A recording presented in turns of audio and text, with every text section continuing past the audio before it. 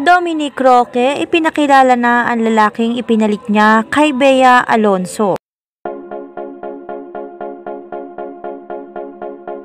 Iba't ibang intriga ang patuloy na kinakaharap ngayon ni Dominic Roque, kasabay nito ang pagkwestiyon umano sa tunay nitong pagkatao o kasarian.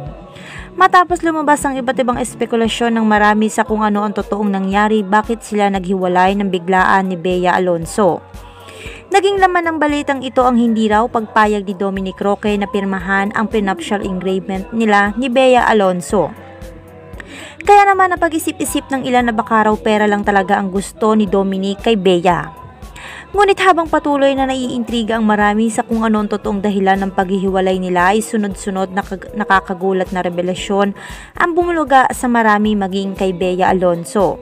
Isa na nga raw dito ang totoong pagkatao na ayon sa balita ay may tinatago pala raw itong lihim sa kanyang pagkalalaki.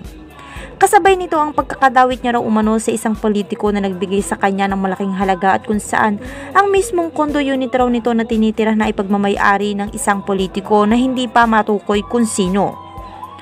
Nabuking raw lahat ni Bea Alonzo ang kaanumalyang ito ni Dominic habang papalapit ang kanilang sanay kasal na mangyayari ngayong taon.